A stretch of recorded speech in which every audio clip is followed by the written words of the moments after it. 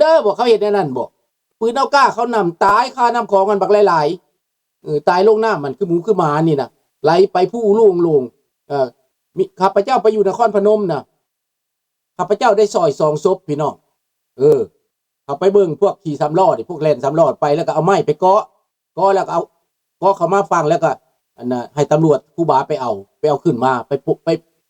เอาคันสิว่าเราไปเผาว่าซั่นไป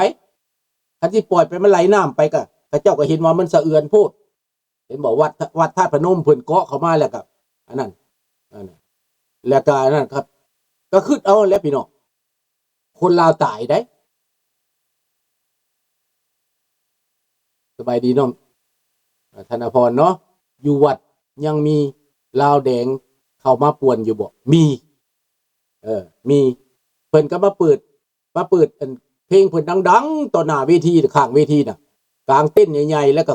ตั้งบาทขอเงินแล้วแพงเงินหลัดครูบาได้ธรรมดาครูบานี่เอาบาทแวไปนี่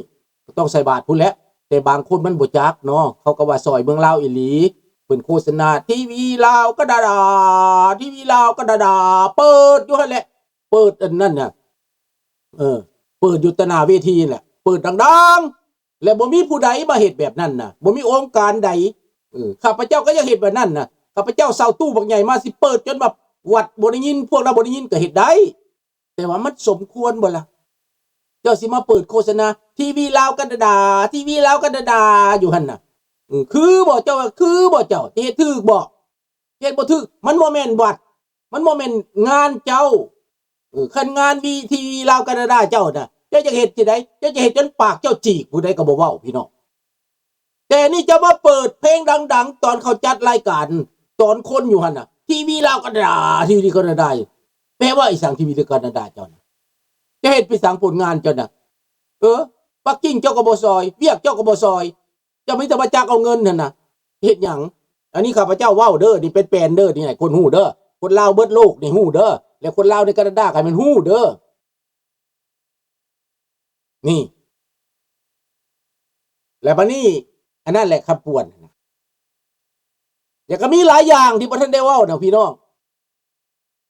เสได้กูตั้งแม่นบ่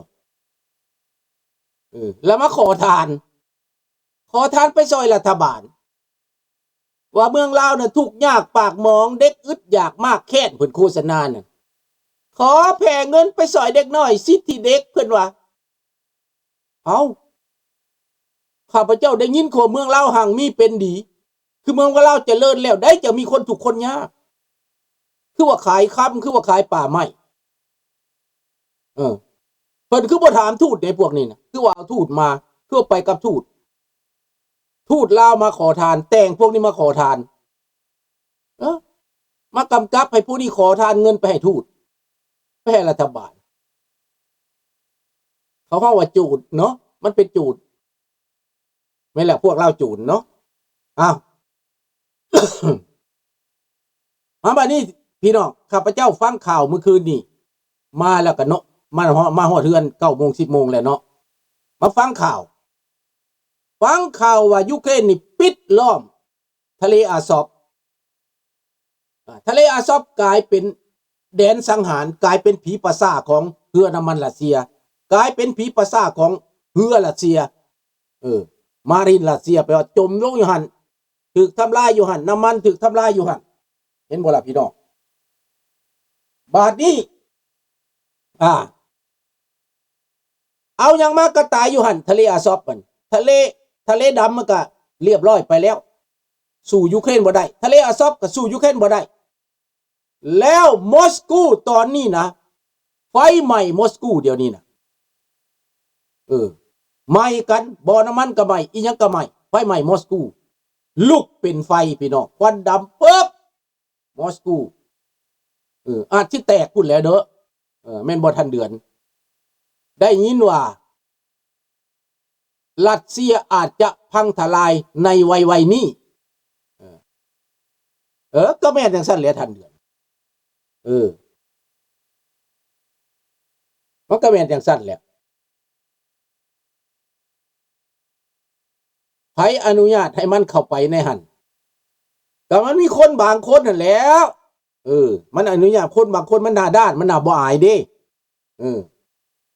คนหน้าด้านมันเฮ็ดได้เบิดทุกแนวล่ะพี่น้องคนหน้าด้านเขาด่าเท่าใดก็แห้งด้านหน้ามันด้านหน้ามันมึนนี่หน้ามันด้านหน้ามันมึนพวกหน้าด้านพวกหน้ามึนจะสิว่าจังได๋หน้าด้านหน้ามึนเจ้าเคยเห็นบ่องค์กรหนึ่งน่ะสบายดีองค์กรหนึ่งน่ะวัดก็เป็นองค์กรหนึ่งแม่นบ่ล่ะเพิ่นเฮ็ดขึ้นมาเจ้าสิเอาองค์กรหนึ่งไปแทรกแซงหารายได้จากองค์กรหนึ่งบ่ได้ในบ้านอันนี้เขาบ่ให้ได้เจ้าสิไปเฮ็ดบุญแม่องค์กรคาทอลิกเขาเฮ็ดบุญขึ้นมาแล้วเจ้านี่ไปตั้งฟาร์มแล้วก็ขอแผ่เงินลัดหน้าเขานี่บ่ได้อันนี้เพิ่นแผ่เงินลัดหน้าครูบาแผ่ไปเจ้า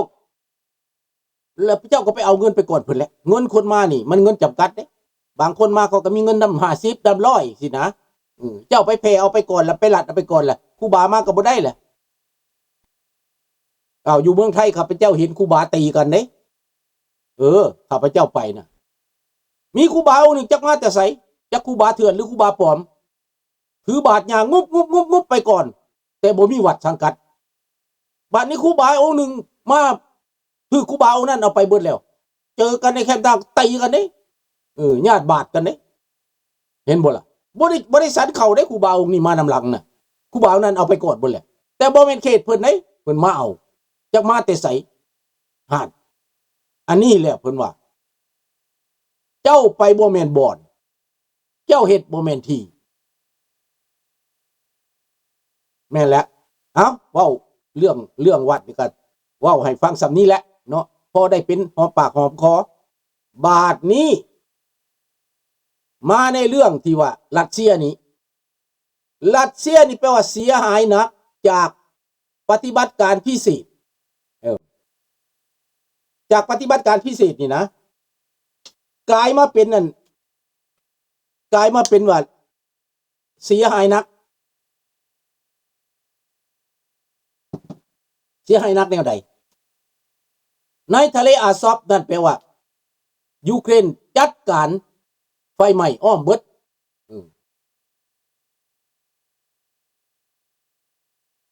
ขอบใจหลายๆน้องละตะวันเนาะปีหน้ามาซอยกันเด้อมาเด้ปีหน้าเด้มามวนมาซื่นมาให้การสนับสนุนมาหัวไม้หัวมือให้เฮามีคนบ่ให้เฮาโดดเดี่ยวเปลี่ยวดายได้อพยพลาวเฮานี่โดดเดี่ยวเปลี่ยวดายข้าพเจ้าเบิ่งแล้วน่ะมาเป็นอพยพกลายเป็นเครื่องมือเขาเบิดเป็นตาอายคันสิว่าแล้วอายนะว่าไปถึงไสก็อายกันค่ายก็คือเพิ่นบ่ได้เป็นอพยพนี่นะเนาะบัดนี้พวกรัสเซียนี่เฮ็ดสงครามกับยูเครนนี้ยิงบ้านนั้นยิงเมืองนี้จนหมุนจนวายเบิดเดี๋ยวนี้ถูกที่ตัวเองแล้วเป็นอะไรระบาดซิมรสชาติแล้วบอกคนรัสเซียทั้งห้องทั้งไห้เดี๋ยวนี้นะทั้งจมทั้งว่าคนรัสเซียนะได้ซิมรสสงครามแล้วน้ำมันก็บ่มีน้ำกินก็บ่มีไฟฟ้าก็บ่มีแล้วก็เกิดเป็นโกลาหลขึ้นมาในรัสเซียนั่นโปรตีนเดี๋ยวนี้ขึ้นบอกซอกบอกเข้าแล้วและยูเครนยังประกาศต่อไปอีกว่าขอปฏิบัติการ40วันเดี๋ยวนี้ปฏิบัติมาแล้ว20วันแล้วจะถล่มรัสเซียนี่ให้ราบคาบพุ่นแหละคันสิว่าเลยนะ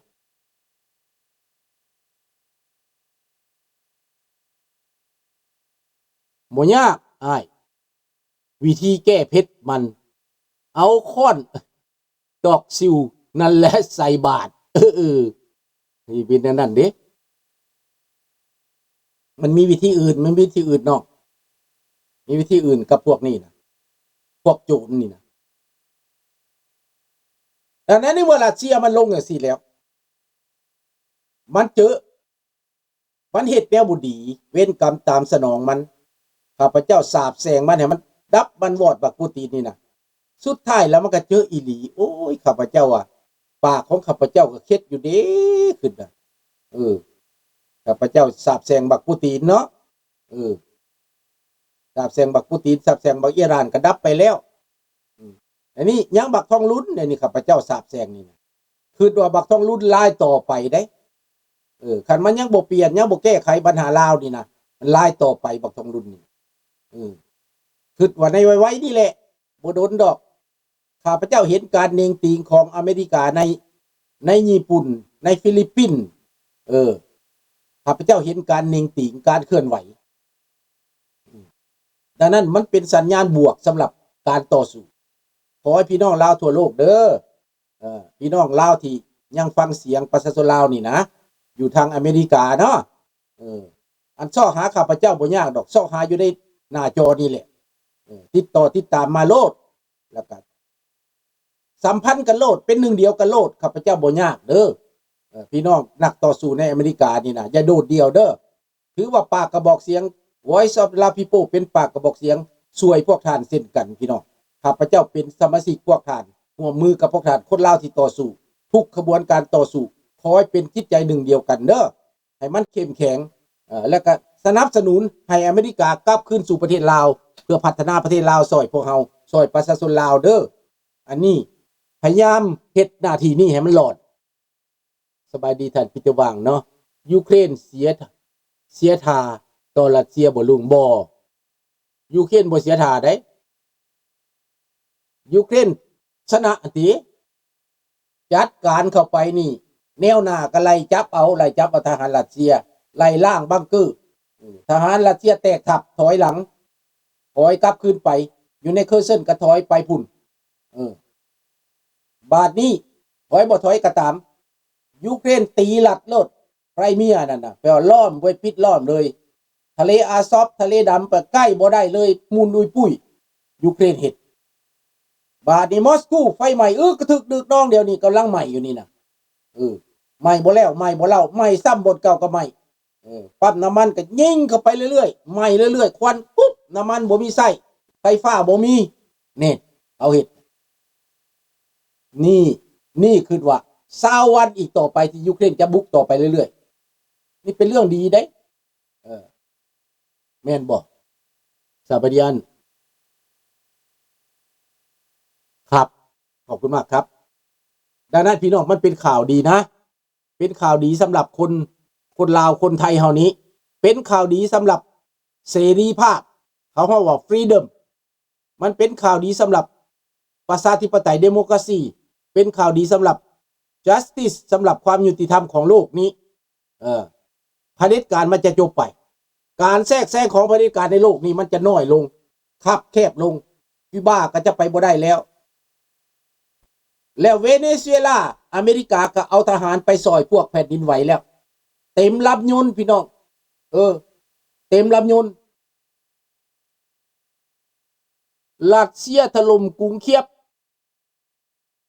โดรน AI ลองหุนเพื่อบินหาสุดสำคัญของรัสเซียยูเครนใส่โดรน AI ลองหุนแม่นแล้วแม่นบีบุญปีเตอร์ว่างพูดว่าลารุซีถล่มกรุงเคียฟแม่นบ่ลุงแม่นแต่ว่ามันบ่ได้ถูกจุดทหารมันมีแต่ถูกเคลื่อนถึงยังไปแต่ว่าอันนั้นมันบ่แม่นจุดเสียหายนะมันบ่แม่นจุดที่ยุดสงครามได้บ่แม่นเด้เด้อจะถล่มกรุงเคียฟไปก็คือกันกับอันยูเครนถล่มมอสโกแหละก็แบบเดียวกันแต่ว่ามันบ่แม่นจุดสำคัญเด้ส่วนยูเครนนั่นฟลามิงโกลูกละโต้นไปตกใส่หัวมอสโกน่ะตกใส่สางน้ำมันตกใส่สางอาวุธตกใส่มันก็บ่เหลือแต่ยูเครนเลือกบ่ได้ยิงไปใส่จุดสำคัญของประชาชนบ่ได้ยิงใส่เฮือนประชาชนว่าซั่นไปปิดตะว่างนี่ดังนั้นพี่น้องยูเครนเขาใส่โดรนใหญ่เขาใส่โดรนฟลามิงโกน้ำหนักเป็นต้นพุ่นฟาดใส่มอสโกนะแต่ว่าควันกุ๊บอยู่เดี๋ยวนี้กำลังเบิ่งเมื่อกี้นี่ก็ได้ไฟไหม้ควันกุ๊บมอสโกนะประชาชนห้องตายโวยวายแล้วอันนี้ประชาชนแตกหนีออกจากไครเมียเพราะว่ายูเครนบีบเข้าหัดเข้าไปรัสเซียมดอันสิยิงแหละเสียวยังมายิงมันมดได้ยิงหลายก็มดได้เขาว่าทองรุนเตรียมไปขอทานต่างประเทศแม้นแต่มันขอแล้วเดี๋ยวนี้นะบักทูตบัก บักทูตเดี๋ยวบักผู้คงจากวอชิงตันนี่นะมันมาแคนาดาเนี่ยมันมา2 วันนี่